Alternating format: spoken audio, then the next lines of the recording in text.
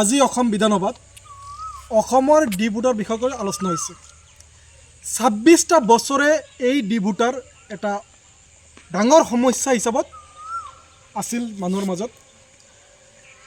এই সমস্যাক লৈ সকলোৱে ৰাজনীতি কৰিছে।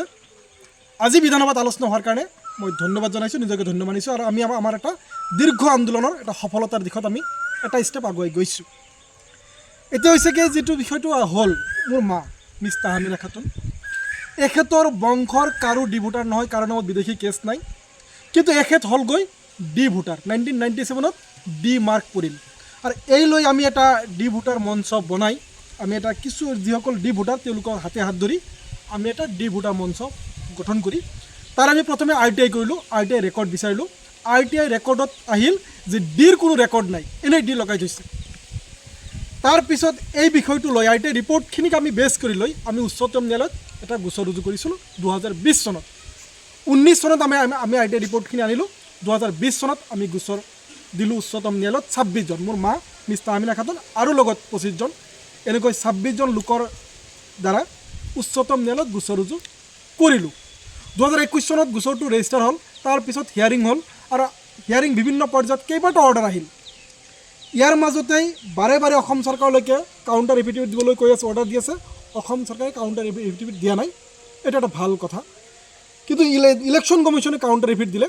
ইলেকশ্যন কমিশ্যনে যিটো কাউণ্টাৰ এফিডেভিট দিলে তাতে যিখিনি কথা আহিল আমাৰ সন্মুখত, যে মোৰ মাৰ নাম হৈছে তাহমিনা খাতুন, ৰিপৰ্ট বনালে তাহমিনা নেছা, মোৰ দেউতাৰ নাম হায়েত, ভোটাৰ তালিকাত 1997 ভোটাৰ তালিকাত তাহমিনা খাতুন স্বামী হায়েত। ইয়াত লিখিলে তাহমিনা নেছা স্বামী খালেক, এই বুলি কৈ সেই সময়ৰ কলগাছিয়াৰ ইয়াৰো অৰ্থাৎ চাৰ্কুল অফিচাৰ কাম ইয়াৰো তেখেত হৈছে ফজলুল হক চৌধুৰী। তেখেতে ৰিপৰ্ট বনালে। তেখেতৰ ওচৰত ৰিপৰ্ট আহিল SP বৰ্ডাৰৰ পৰা এই ৰিপৰ্টটো প্ৰস্তুত কৰা বুলি। SP বৰ্ডাৰৰ দিলীপ চৌধুৰীয়ে এই ৰিপৰ্টটো বনাইছিল, অৰ্থাৎ ভুল ৰিপৰ্ট বনাই মোৰ মাৰ নামত ডি মাৰ্ক কৰিছিল। আৰু এনেকৈ সকলোৰে নামত ভুল ৰিপৰ্ট, ভুল ভাল ৰিপৰ্ট, মন্দা সন্দা ৰিপৰ্ট প্ৰস্তুত কৰি ডি মাৰ্ক বনাই এই ধৰণৰ হাৰাশাস্তি কৰিছে। এইটো কথা ইলেকশ্যন কমিশ্যনৰ যিটো কাউণ্টাৰ এফিডেভিট, ইয়াৰ যিটো ৰেকৰ্ডত আমি গম পালোঁ। 364 পেজৰ যিটো এফিডেভিট, এই এফিডেভিটত শপতনামাত ওলাই আহিল বিষয়টো। এতিয়া এই গোচৰটোৰ চূড়ান্ত ৰায়দানৰ কাৰণে আমি অপেক্ষা কৰি আছোঁ। যিহেতু বিষয়টো ৰাজনৈতিক, তাৰ লগতে আমি অসম চৰকাৰৰ ওচৰত আমি কেইবাটাও দাবী, কেইবাটাও বিষয় ৰেকৰ্ড বিভিন্ন দলৰ ওচৰত আমি RTI ৰিপৰ্টসমূহ জমা দিছোঁ। অসম চৰকাৰৰ বিভিন্ন ডিপাৰ্টমেণ্টত আমি আমাৰ ডকুমেণ্টখিনি দিছোঁ। আজি বিধানসভাত আলোচনা হ'ল। হয়, দুখৰ মাজত সুখ, হয় দীৰ্ঘ দুখ, 27টা বছৰে এইসকল লোকক হাৰাশাস্তি কৰিছে। তাৰ মাজত এটা সুখ অনুভৱ কৰিছোঁ যে বিধানসভাত আলোচনা হৈছে।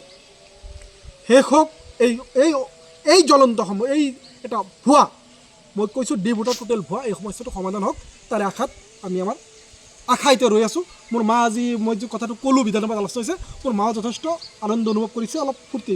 কেমন লাগছে? বহুত ফুৰ্তি লাগছে, কত বছৰ ধৰে কত কষ্ট কৰতেছি। হয়, সমস্যাটো শেষ হোৱা নাই, এতিয়া বিধানসভাত আলোচনা হৈছে, গতিকে শেষ হোৱাটো আমি বিচাৰিছোঁ। গতিকে এইখিনি ভিডিঅ' মই জনাইছোঁ। এই ভিডিঅ'ৰ কাৰণে মই দিছোঁ যথাসম্ভৱ এইটো ভিডিঅ'টো ৰাইজৰ ওচৰত জনাই দিব। ধন্যবাদ। মই ফাৰুক খান, ধন্যবাদ।